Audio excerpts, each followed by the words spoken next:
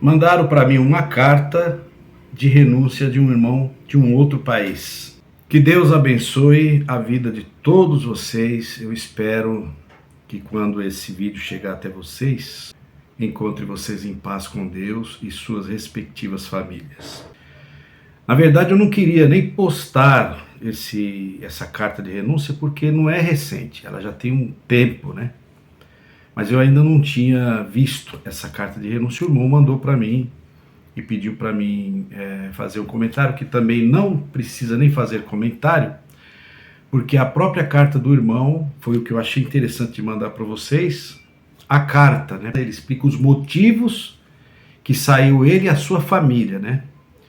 E ele, a esposa e 2 filhas, sendo uma organista e auxiliar de jovens menores. Todos eles renunciaram os cargos, o ministério, e foram embora, né? Não conseguiram continuar. Dizem assim que não tem nada contra a instituição, mas contra a falta de evangelho, a falta de uma pregação bíblica. Essa carta de renúncia do irmão, ela é bem extensa, só que eu resumi, toda ela é importante, mas eu resumi uma parte, né, para mandar para vocês, que ele fala lá um pouco também do estudo bíblico, etc e tal, né?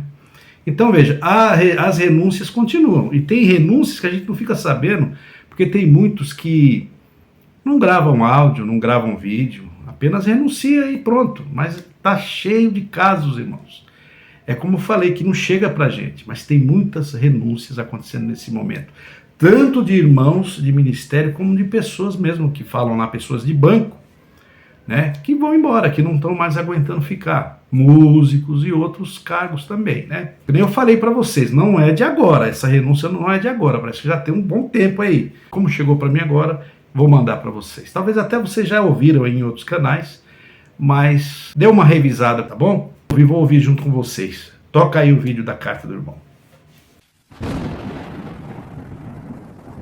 Carta de desligamento e renúncia ao Ministério e à Irmandade da Congregação Cristã no Canadá e nos demais países. Que a graça e a paz do nosso Senhor Jesus Cristo estejam em vossos corações. Por meio desta carta, gostaria de formalizar o meu desligamento da Congregação Cristã no Canadá, juntamente com a minha esposa Lenisa e filhas Isabela e Heloísa. Este desligamento, consequentemente, resulta na renúncia ao Ministério de Encarregado Regional de Orquestra, assim como a renúncia da minha filha Isabela ao Ministério da Música e ao cargo de auxiliar de jovens e menores. A decisão de me desligar da instituição foi impulsionada por motivos que se baseiam em fundamentos bíblicos e doutrinários. Deixo aqui claro que não tenho a intenção de expor ou magoar ninguém, pois em todos esses anos sempre tive um bom relacionamento com a Irmandade, com o Ministério, sempre fui bem tratado por todos, tenho amigos que estimo e familiares dentro da instituição e amo a todos no amor de Cristo Jesus, nosso Salvador. Julgo importante mencionar também que o nosso desligamento da instituição não se dá por desentendimento pessoais ou fatos isolados, nem mesmo por nenhum pecado de morte, como erroneamente a instituição costuma exortar. Ao contrário,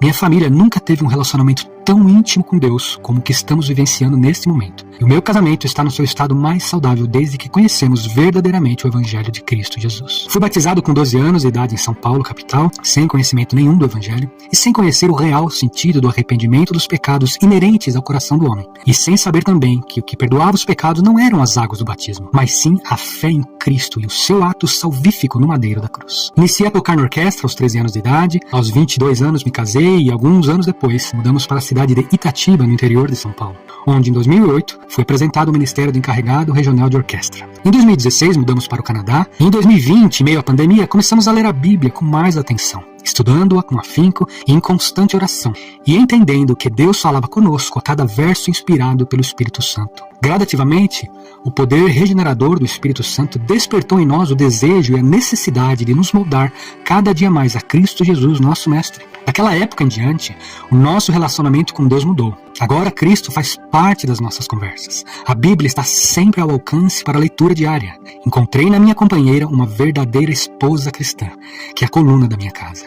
E ela encontrou no seu esposo um discípulo de Cristo, que pastoreia a sua família. Queridos irmãos e irmãs, eu vos amo em Cristo Jesus, nosso Redentor. E a alegria que transborda em mim por reconhecer abertamente a voz de Deus dentro das Sagradas Escrituras e por entender plenamente o amor que Cristo teve por nós no ato da sua morte na cruz, assim também eu desejo que comigo recebam o mesmo entendimento, para desfrutarmos aqui na terra a vida abundante e consoladora da graça de Jesus Cristo, e finalmente no céu adorarmos a a Deus e a Cristo Jesus eternamente. Nas páginas anexas a esta carta, eu gostaria de abordar brevemente algumas doutrinas bíblicas pelas quais a decisão de desligamento da minha família está baseada, para que nosso conhecimento seja fundado verdadeiramente e inteiramente na palavra de Deus deixada aos homens na terra, as Sagradas Escrituras. Ao negligenciar tais doutrinas bíblicas, os fiéis são conduzidos, mesmo que não propositalmente, ao erro por falta do conhecimento. Queridos irmãos, não vos entristeçais com minhas palavras nesta carta e nos pontos que abordarei nos anexos,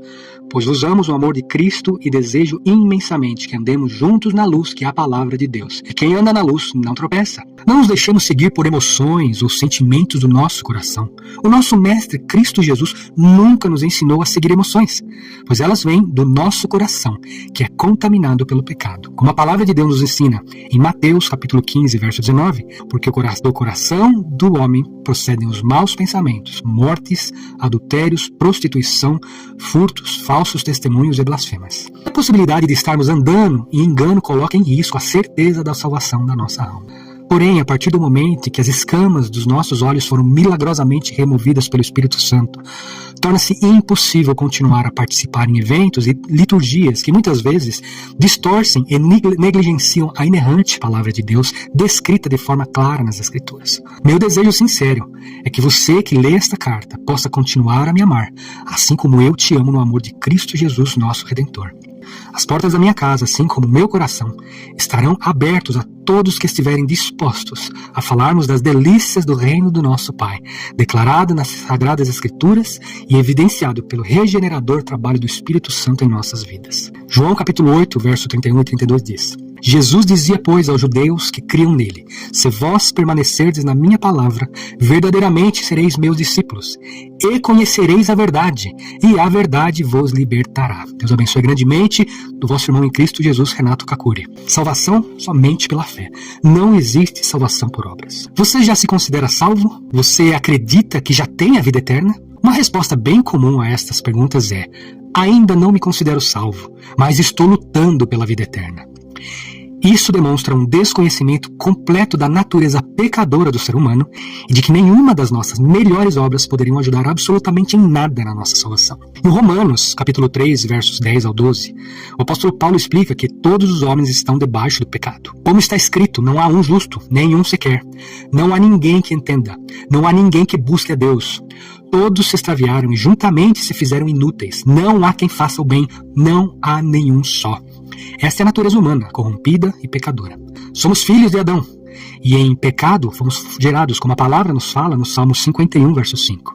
Eis que em iniquidade fui formado, e em pecado me concedeu minha mãe. O plano de salvação da humanidade por Deus foi orquestrado enviando Jesus Cristo, a segunda pessoa da Trindade, verdadeiro homem e verdadeiro Deus, para pagar a dívida dos nossos pecados. E assim, no momento em que cremos nesse ato redentor, nós somos justificados e salvos, andando então na terra num processo de santificação até a nossa redenção final. Paulo exorta em Romanos capítulo 3, versos 23 e 24.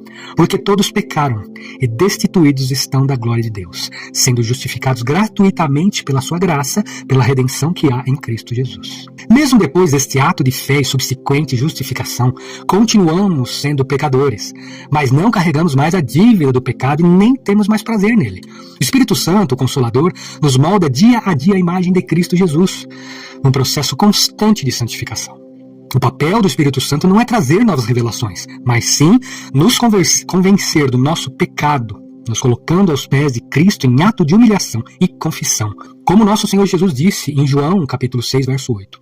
E quando ele vier, o Espírito Santo, o Consolador, convencerá o mundo do pecado e da justiça e do juízo. Quando somos motivados a fugir do pecado pelo medo do inferno, isso denota a incerteza da salvação pela fé em Cristo. Logo, vivemos em constante temor de perdê-la. Vivemos assim uma vida de dúvida, inconstância espiritual e medo do inferno. Por outro lado, o crente genuinamente regenerado, que já possui a salvação pela fé em Cristo, como a Bíblia ensina, é compelido a fugir do pecado pelo trabalho santificador do Espírito Santo. Esse crente luta contra o pecado por amor e imensa gratidão a Deus. Nossa salvação não depende das nossas boas obras, da nossa aparência de santidade, não depende do terno e gravata, não depende do tamanho do cabelo ou se a barba está cortada ou não. Na carta aos Colossenses, capítulo 2, verso 23, o apóstolo Paulo adverte sobre tais obras legalistas, as quais têm, na verdade, alguma aparência de sabedoria, em devoção voluntária, humildade e em disciplina do corpo, mas não são de valor algum, senão para a satisfação da carne. A nossa salvação é mérito 100% de Jesus Cristo, pela fé que é dom de Deus. Andar em aparência de santificação não nos torna cristãos. O verdadeiro entendimento bíblico nos ensina o inverso. Andamos em santificação como resultado da nossa fé em Cristo pelo trabalho do Espírito Santo em nós. Andar em santificação não nos dá salvação. Ao contrário, a nossa vida de santificação é a evidência de que fomos salvos pela fé em Cristo Jesus.